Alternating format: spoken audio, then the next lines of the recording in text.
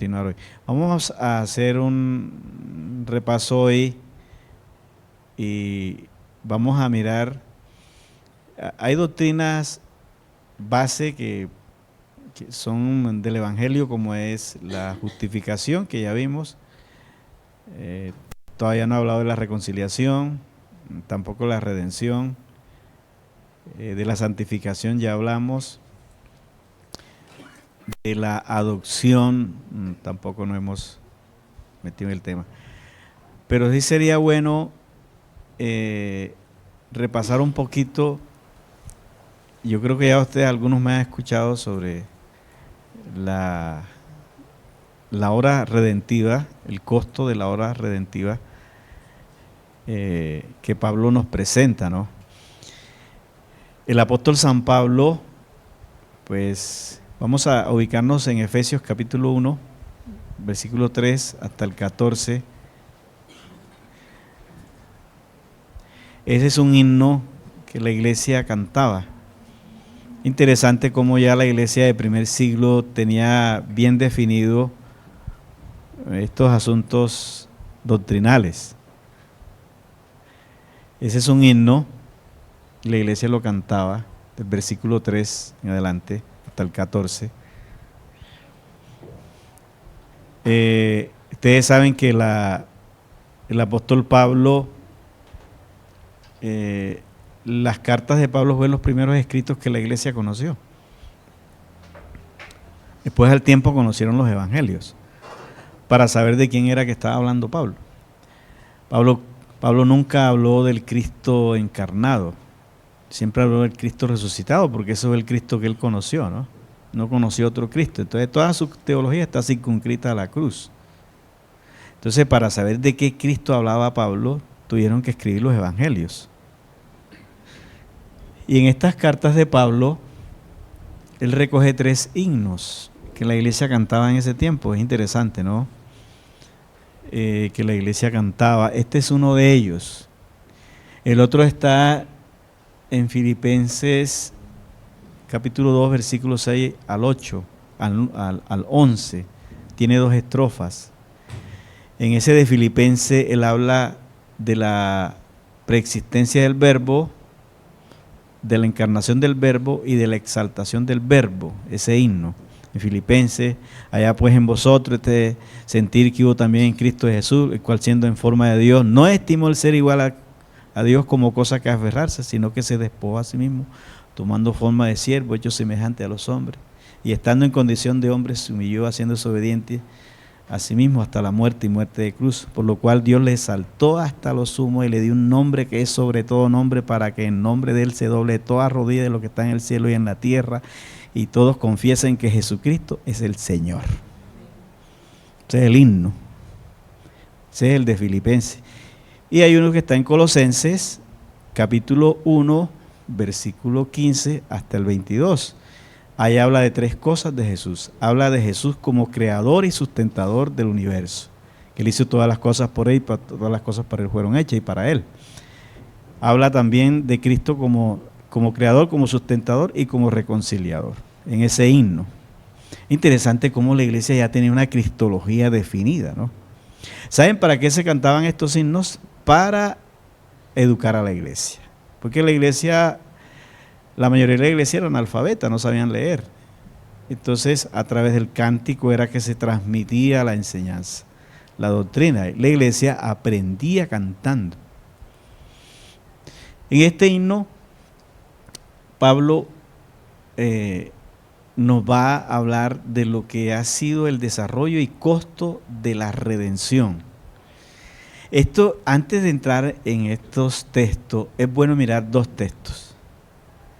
Y que son 2 textos antitéticos. El primero de ellos, vamos a colocarlo ahí, Romanos 3, 23. Romanos 3, 23. Por cuanto todos pecaron, ¿están qué? ¿Destituidos de qué? De la gloria de Dios. El pecado nos llevó a esa condición. ¿Cuál es el versículo antítesis de este? Efesios 2:6. Vamos a colocarlo para entender lo que vamos a hacer ahora. y juntamente con Él nos resucitó y asimismo nos hizo sentar en lugares celestiales con Cristo Jesús. ¿Dónde aparecemos en Romanos 3:23? ¿Destituidos de qué? De la gloria de Dios. ¿Cómo aparecemos aquí en Efesios 2:6? Sentados con Cristo ¿en qué? En lugares celestiales. O sea, vueltos otra vez de donde caímos. Vueltos otra vez de donde caímos. ¿Vieron? La doctrina es habladita, ¿vieron? Aquí no se puede gritar ni predicar porque, y ustedes también pueden preguntar. La enseñanza es así, que ustedes vayan entendiendo bien. Como yo una vez llevé a Andrés cuando tenía como 8 años, lo llevé a un culto y estaba un predicador que vino de Ecuador. Y el señor sí gritaba, y entonces le dije, ya después que salió le digo, Andrés, ¿cómo te pareció? Y dice, es que no me deja pensar.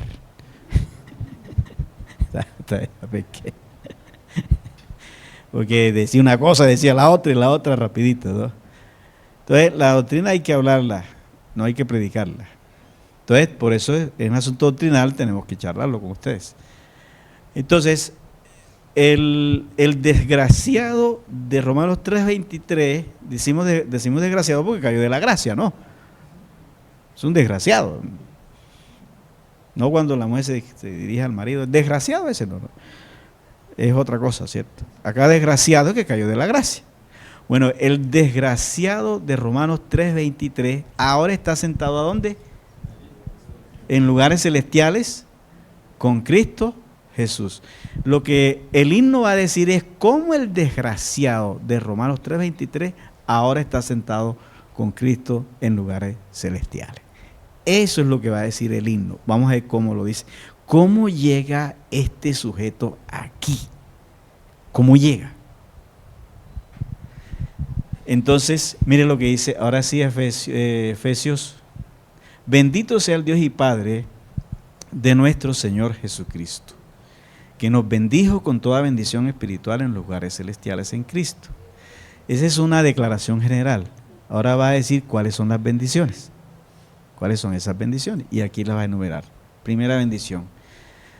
Según nos escogió. Ahora, ¿quién es el que nos escoge? Si usted lee el versículo anterior, está hablando del Padre, ¿cierto? Aquí está hablando del Padre.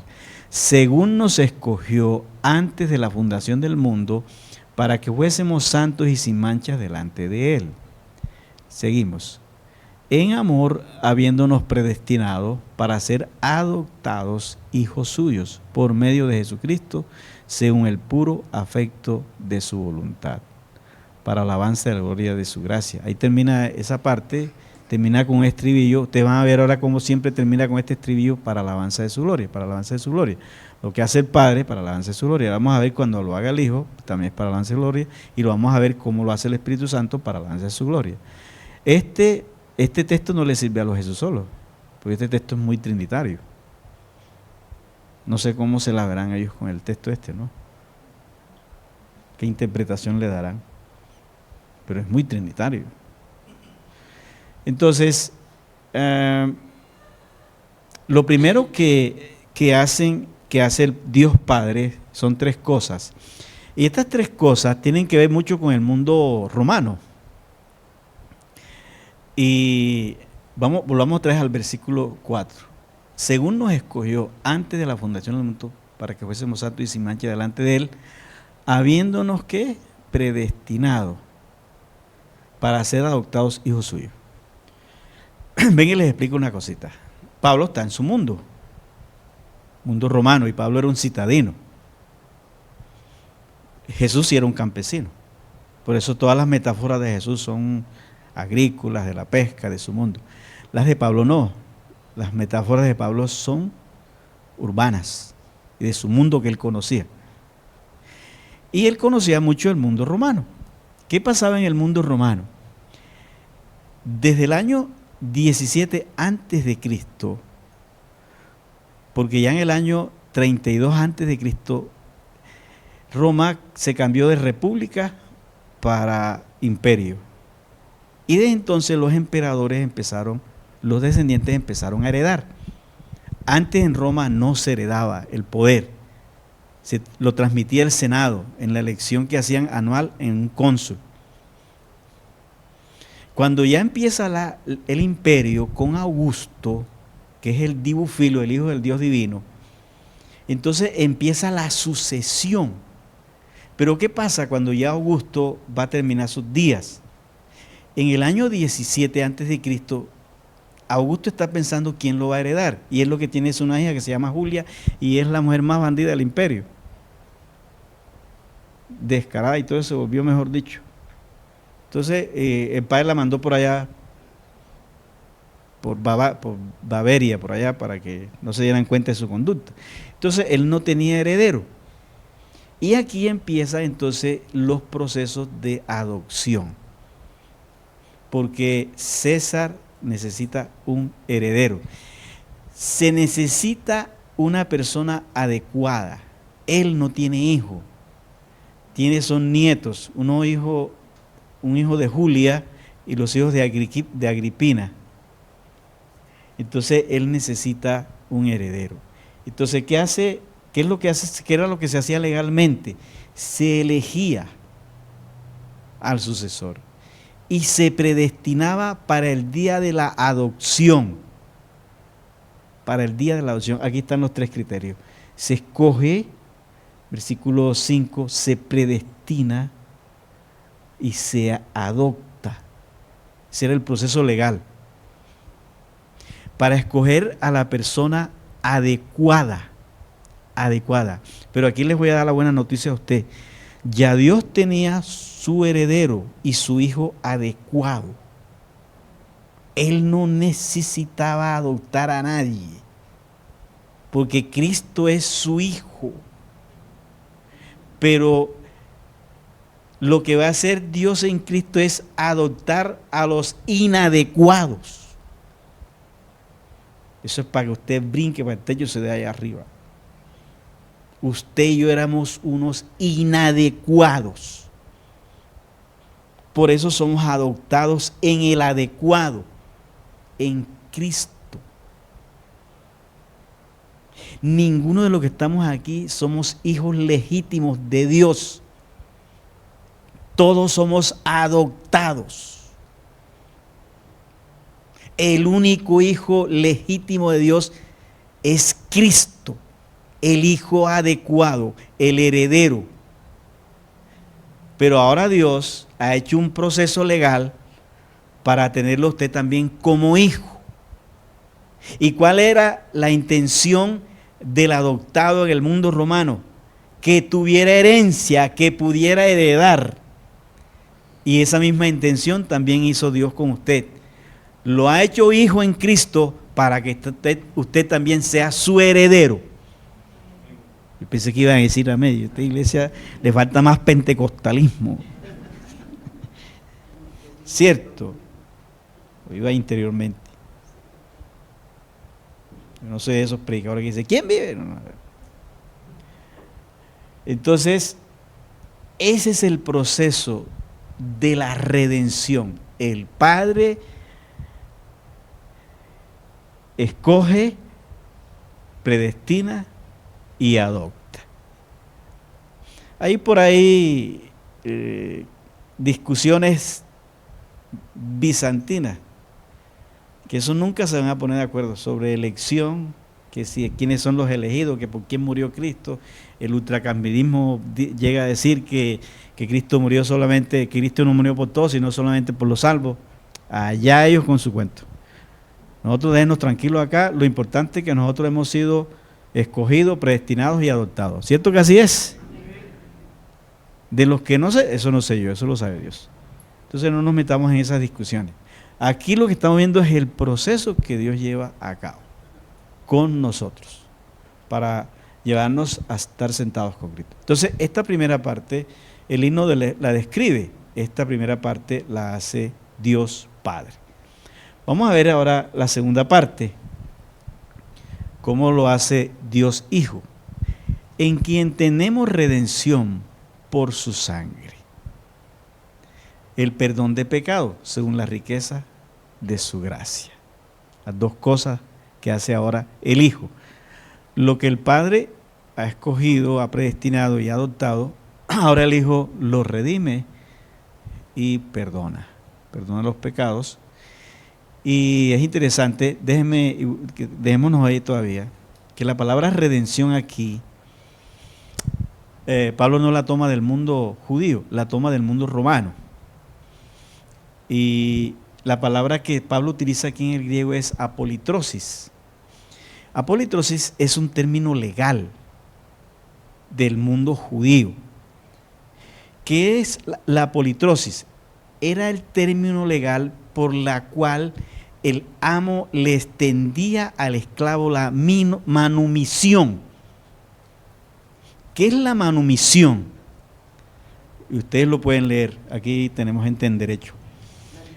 Exacto. La manumisión era la carta de libertad que le daba el amo a su esclavo para darle libertad.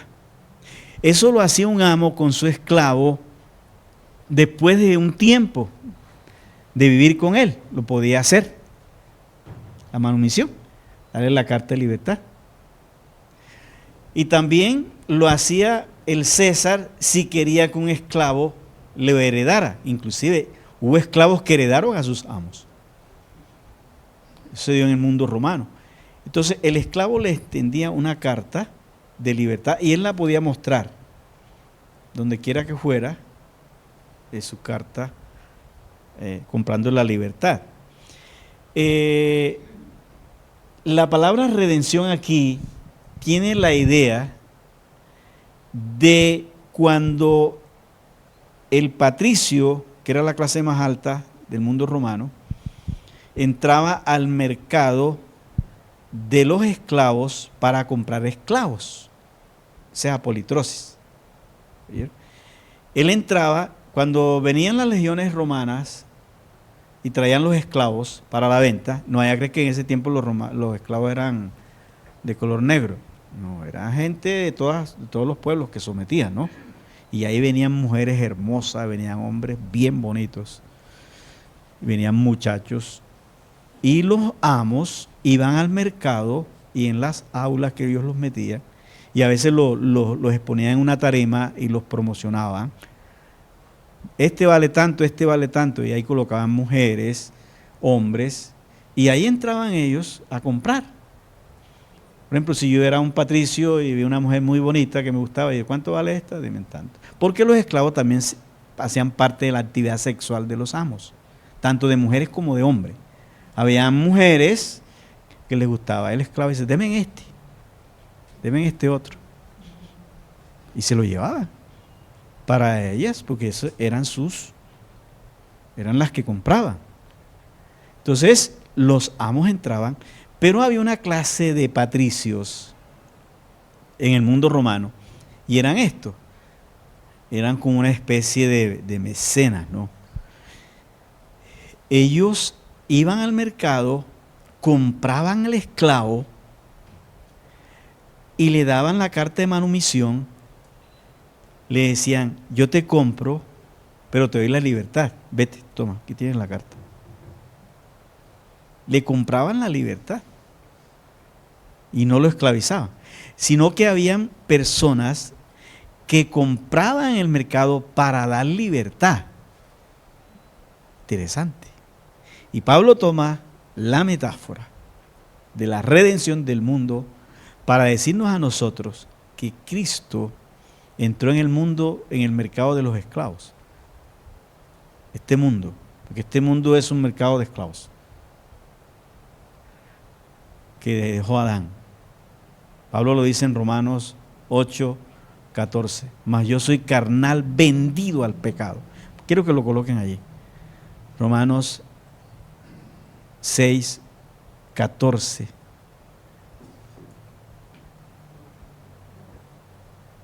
Ahí 6, está el 14, 7:14, perdón, 7:14. Todavía no me falla la mente. Porque sabemos que la ley es espiritual, mas yo soy carnal, vendido ¿a qué? Al pecado. Ustedes y yo fuimos vendidos al pecado. Óigame bien, ustedes y yo fuimos vendidos al pecado. Entonces nacemos pecadores. Adán nos vendió a todos al pecado. Ustedes y yo éramos unos esclavos. Y Cristo entró al mercado de los esclavos para con su sangre comprar esclavos y ponerlos en libertad. Yo pensé que iban a gritar, hermanos. Yo debiera cobrarles a ustedes, ¿cierto? ¿Cierto? Que pasen acá a sellar la palabra, ¿no? Óiganme bien, Cristo entró en el mercado de los esclavos y dijo, deben a Nancy, deben a Jaime, deben a Roberto, deben a Jaime Junior, deben a Sebastián, deben a Salomón. Y así fue comprando.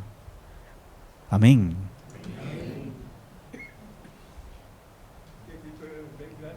¿Cierto? El Señor nos ha comprado con su sangre. Y ese es el proceso. Y ha perdonado nuestros pecados.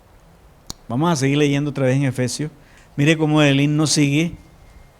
¿Cómo sigue el himno?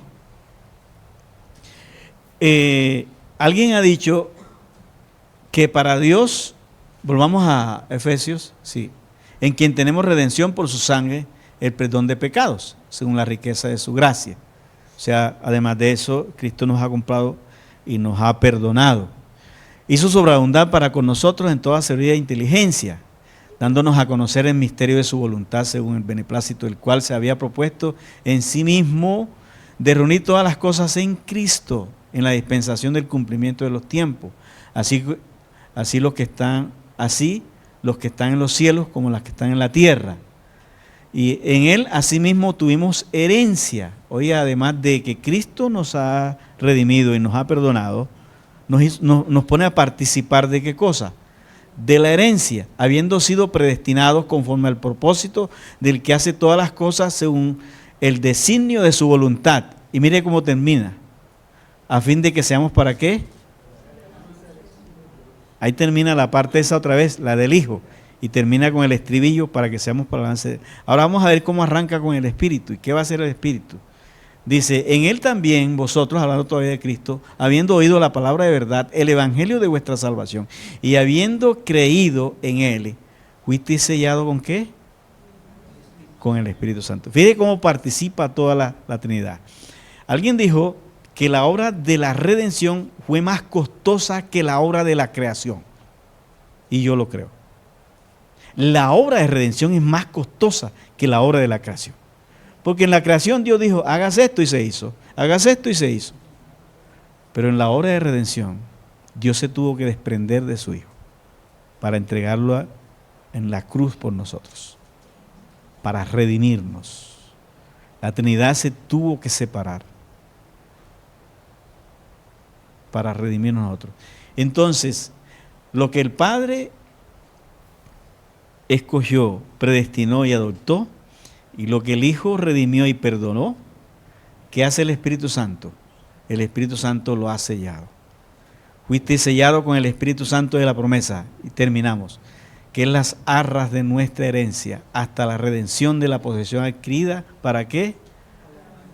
Para alabanza de su gloria. Y ahí termina el himno, de una manera fantástica. Entonces, mis hermanos, este himno nos pone en perspectiva de cómo ha sido nuestro proceso de redención. Y vamos al capítulo 2, donde él está hablando de que estamos sentados con Cristo. Pero yo quiero que empecemos aquí en el versículo 1. ¿Por qué? Porque ya Pablo en el capítulo 1, versículo 15 hasta el 22, él está haciendo una oración y está como angustiado. Yo quiero que la pongamos mejor. Capítulo 1, versículo 15. Él está angustiado, le nota la angustia en la oración. Ya después que dijo todo esto, dice, por esta causa también yo, habiendo oído de vuestra fe en el Señor Jesús y de vuestro amor para con todos los santos, no ceso de dar gracia por vosotros, haciendo memoria de vosotros en mis oraciones. Está orando para que el Dios de nuestro Señor Jesucristo, el Padre de gloria, os dé espíritu de sabiduría y de revelación en el conocimiento de Él, alumbrando los ojos de vuestro entendimiento. Cuando uno lo lee el texto entre líneas, uno nota la angustia, para que sepáis cuál es la esperanza a la que Él os ha llamado y las riquezas de la gloria de su herencia en los santos. Dice, traten de comprender qué es lo que le estoy diciendo y cuál es la supereminente grandeza de su poder para con nosotros, los que creemos, según la operación del poder de su fuerza, la cual operó en Cristo, resucitando de los muertos y sentándola a la diestra en los lugares celestiales, sobre todo principado, autoridad y señorío, y sobre todo nombre que se nombra, no solo en este siglo, sino también en el venidero, y sometió todas las cosas bajo sus pies y la dio por cabeza sobre todas las cosas a la iglesia, la cual es su cuerpo. Y Pablo dice, yo quiero que me entiendan, yo quiero que Dios le dé espíritu a ustedes de sabiduría y conocimiento para que entiendan cuál es el poder que opera en ustedes, ese mismo poder que levantó a Jesús de los muertos. Los paisas les gusta ir mucho al mar, y un paisa aquí que no tiene las posibilidades se ahorra 1 año o 2 años, pero va a la playa. ¿Sí sabían eso? Yo conozco gente en Sincelejo que nunca ha ido a Tolú. Paisa le gusta. Vean esta escena. Un paisa lleva al otro, pero el otro ciego. Y usted sabe, una de las cosas que le gusta al turista es ver el atardecer cuando el sol se mete y parece que el mar lo absorbiera, ¿cierto? Y ahí en Puntepiedra, en Coveñas, es donde mejor se ve ese espectáculo de meterse al mar. Entonces el paisa lleva al otro paisa a ver ese espectáculo, pero el otro es ciego. Pero el ciego quiere que le describa cómo es. Ustedes se imaginan la angustia del paisa que le está diciendo cómo se está metiendo el cielo al ciego.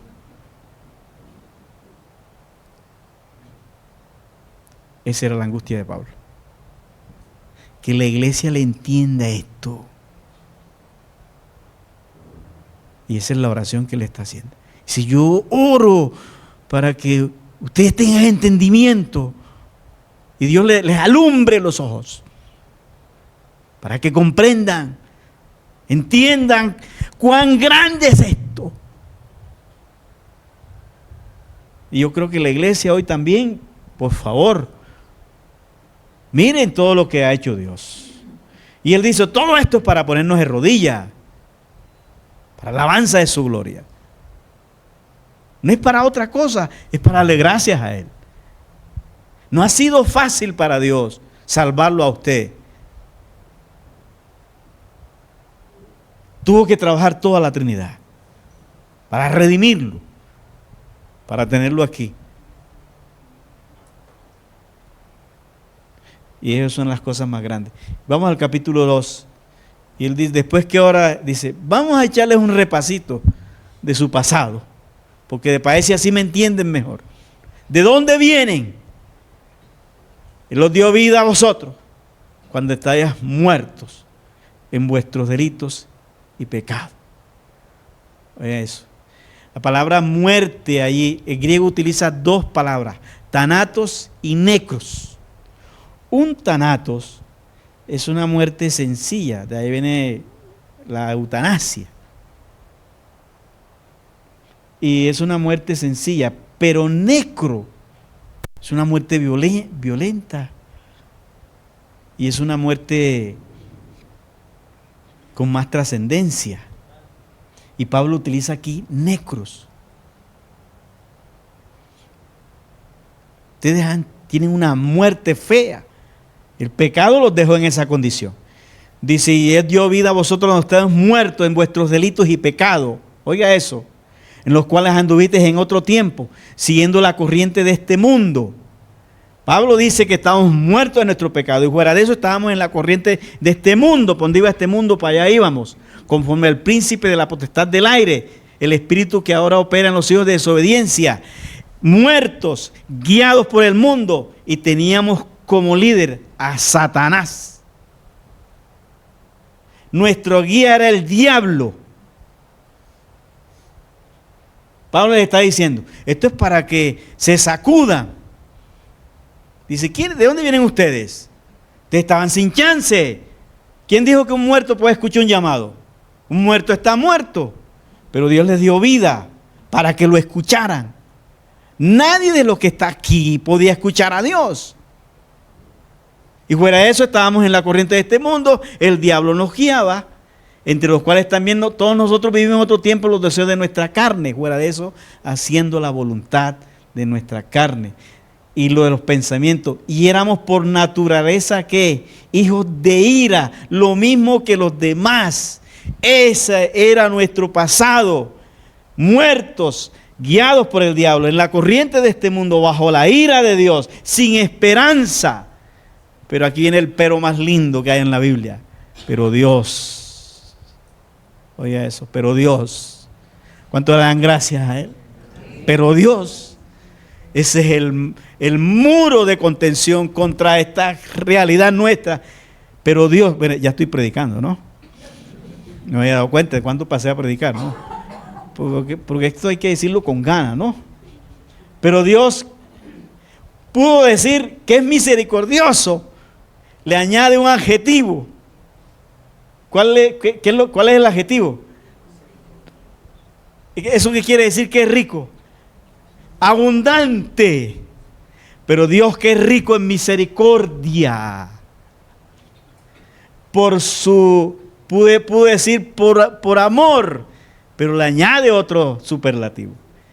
Por su gran amor con que nos amó, aun estando nosotros muertos en pecado, nos dio vida juntamente con Cristo, y por gracia sois salvos. Ninguno ha hecho nada aquí, es por gracia. ¿Cuántos lo creen? Por gracia. Todo lo ha hecho el Señor. Y ahí sí llegamos al versículo 6. Y juntamente con Él nos resucitó, y asimismo nos hizo sentar en lugares celestiales con Cristo Jesús. Mis hermanos, yo quiero que vean un detalle, y con esto terminamos. Vamos al capítulo 1, versículo 3. Ahí empezamos con doxología. Bendito sea el Dios y Padre. Al único que se le llama bendito en la Biblia es a Dios. A María se le dice bendita en función de quién está en su vientre. ¿Lo vieron? Está el bendito. Por eso se le dice a María bendita, porque en su vientre está el bendito. Esa es la única persona que se dice bendita después de Dios. A María, en función de quién está en ella. Y aquí se dice, bendito sea el Dios y Padre. Empieza con doxología esta sección. Esta sección es la sección doctrinal. Y mire cómo termina esta sección, que termina en el capítulo 3, creo que es el versículo, ya les digo. Mira cómo termina la sección 21. Ahí termina esa sección, porque después viene el capítulo 4, vienen los ejemplos, vienen los consejos prácticos. Esta es toda la parte doctrinal que él está exponiendo. Mire cómo termina la sección. A Él sea la gloria en la iglesia, en Cristo, por todas las edades, por los siglos de los siglos. Amén. Yo me imagino a Pablo de rodillas, terminando la sección. Cuando un autor bíblico le encierra a usted todo el contenido en una misma forma, el autor bíblico le está diciendo, todo lo que te he dicho en esta sección es para esto. Empieza con la doxología y termina con doxología. Lo que Pablo está diciendo, todo lo que he dicho aquí es para que nos pongamos de rodillas, para que demos gracia, porque la teología que no nos hace poner de rodillas es mera filosofía, porque no hay nadie que se pueda poner más de rodillas que el teólogo, porque se entiende más. ¿Cierto que así es, Jennifer? Adorar a Dios. Adorar a Dios por lo que Él ha hecho por nosotros.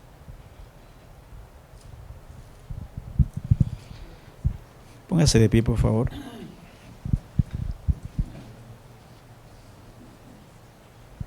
Cantemos este himno. Está basado en esta sección. Este himno lo compuso un cristiano de la Iglesia Central de Sincelejo.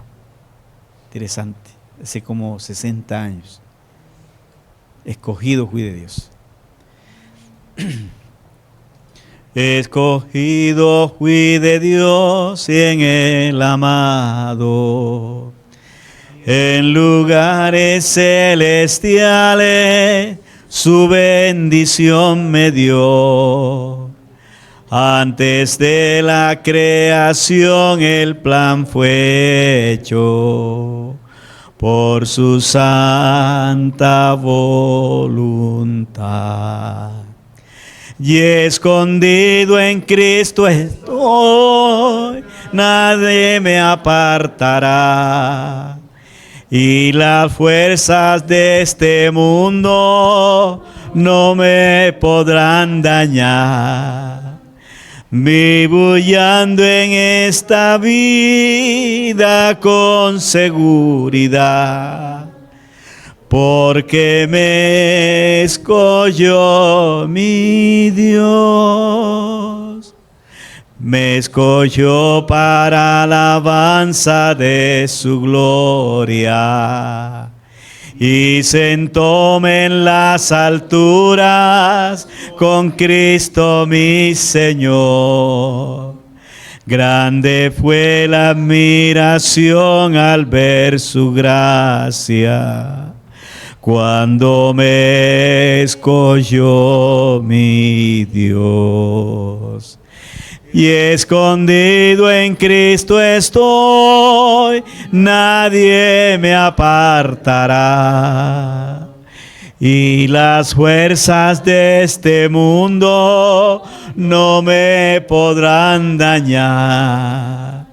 Vivo y ando en esta vida con seguridad, porque me escogió mi Dios. Tengo un sello que el Espíritu me ha dado. Cuando mi confianza puse solo en mi Salvador, prenda que el Señor me dio de vida eterna. Escogido fui de Dios. Y escondido en Cristo estoy, nadie me apartará. Y las fuerzas de este mundo no me podrán dañar. Vivo y ando en esta vida con seguridad, porque me escogió mi Dios. Pueden sentarse, mis hermanos. Quiero hacer una preguntita aquí. ¿Qué hizo el Padre, doctor? ¿Qué fue lo que hizo el Padre? Nos escogió, ¿qué más? Nos predestinó y nos adoptó. Claro que sí. A ver, Salomón, ¿qué hizo el Hijo? Nos redimió y nos perdonó. A ver, Roberto, ¿qué hizo el Espíritu Santo?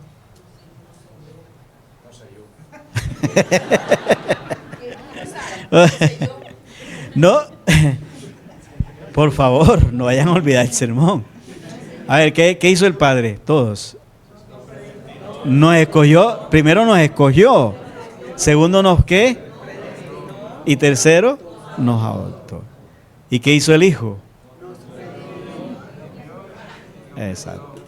Nos redimió y nos perdonó. Por favor, por favor. ¿Y qué hizo el Espíritu Santo? No sé yo.